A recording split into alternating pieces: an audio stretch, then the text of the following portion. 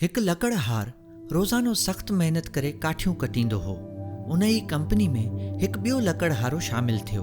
हिकु साल खां पोइ कंपनी संदसि ॿिए शख़्स जी पघार वधाए छॾी। पहिरें लकड़हारे शिकायत कई त मां हिन कंपनी में काफ़ी अरसे खां कमु करे रहियो आहियां ऐं तव्हां मूंखां वधीक हिन जी पघार करे छॾी आहे। उन ते मैनेजर चयो, ॾिसो, असां कम जी बुनियाद ते पघार वधाईंदा आहियूं। हू तव्हां खां डबल ते वण कटे रहियो आहे। बहितर आहे त तव्हां बि पंहिंजी कारकर्दगी खे वधायो। हुन ॾाढी कोशिश कई, पर हू पंहिंजी पैदावार वधाए न सघियो। पोइ हू मैनेजर वटि आयो ऐं चयईं त हुन एतिरा वण कीअं कटिया। मैनेजर चयो त इहो सवाल तव्हां उन खां छो नथा पुछो। हुन ॿिए लकड़हारे खां पुछा कई त तूं इहो सभु कीअं थो करीं। त ॿिए चयो, मां जॾहिं बि वण वढींदो आहियां त विच में 5 मिंटनि जो वक़फ़ो कंदो आहियां, जंहिं में मां पंहिंजी आरी खे तेज़ कंदो आहियां। छा तव्हां ईअं कंदा आहियो? पहिरें चयो, मां ईअं न कंदो आहियां। ॿिए चयो, तव्हां इहा ई ग़लती कयो था। तव्हांखे पंहिंजी आरी खे तेज़ करण जी ज़रूरत आहे। साॻी तरह तव्हां हिकु अहिड़ी दुनिया में कमु करे रहिया आहियो जिथे तव्हां सुबुह खां वठी राति ताईं बिना कंहिं मंज़िल वारी रेस में भॼंदा रहो था। ज़माने जे मसइलनि खां वठी घर ऐं ऑफिस जे तकरार ताईं, समाज तोड़े रिश्तेदारनि सां कॉल्स ऐं सोशल मीडिया ज़रिए सभिनी खे मुंहुं ॾींदे हलंदा रहो था। पर ही सारी एक्टिविटी जेका तव्हां करे रहिया आहियो, इन खे बहितर तरीक़े सां करण लाइ जेको तव्हां सां मुकमल साथ ॾेई रहियो आहे, छा तव्हां कॾहिं उन जे बारे में सोचियो आहे? छा तव्हां पंहिंजी आरी यानी दिमाग़ खे तेज़ करण लाइ वक़्तु कढो था?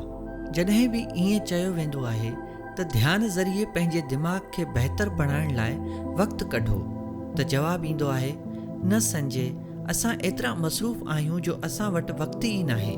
असल मसइलो ही आहे जो असांखे बि लकड़हारे वांगुरु कोई ॿुधाईंदो आहे त तव्हांखे बि रोज़ानो जी बुनियाद ते ध्यानु करण जी ज़रूरत आहे। अॼु जे जदीद ऐं जल्दबाज़ी वारे दौर में माण्हू खे सॼो ॾींहुं ऑफिस में वेहणो पवे थो।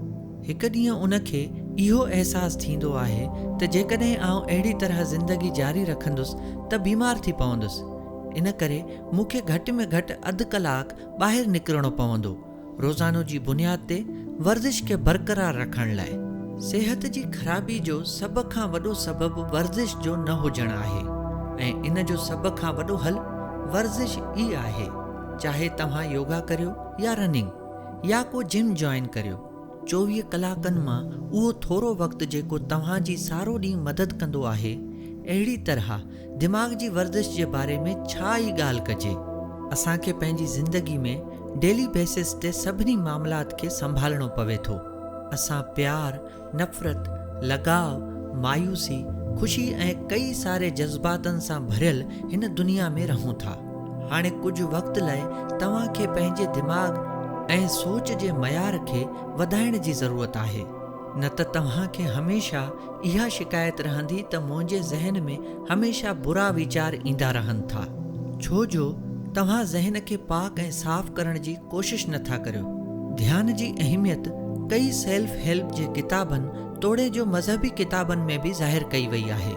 दिमाग़ ऐं ध्यान जे जोड़ खे सम्झण लाइ हिन मिसाल ते गौर करियो।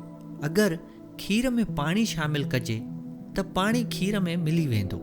छा हाणे खीर मां पाणी खे अलॻि करे सघिजे थो? जी, बिल्कुलु करे सघिजे थो, पर कुझु महिनत करण सां। पहिरियां खीर खे ॾही जी शक्ल में आणियो, बाद में ॾही मां मखण तयारु करियो। तव्हां ॾिसंदा त पाणी में मखण तरी बीहंदो। अहिड़ी तरह सां हाणे खीर चैलेंज बि करे सघे थो त हे मिस्टर पाणी, हाणे मूं में शामिल थी ॾेखार। हाणे तूं मूंखे कुझु नथो करे सघीं, छो जो हाणे मां मखण थी चुको आहियां।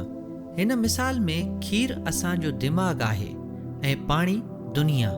दुनिया जी पूरी कोशिश हूंदी आहे दिमाग़ खे पंहिंजे रंग में रंगण जी, पर ध्यान ज़रिए तव्हां दुनिया में रहण सां गॾोगॾु पाण खे मखण वांगुरु तारे सघो था।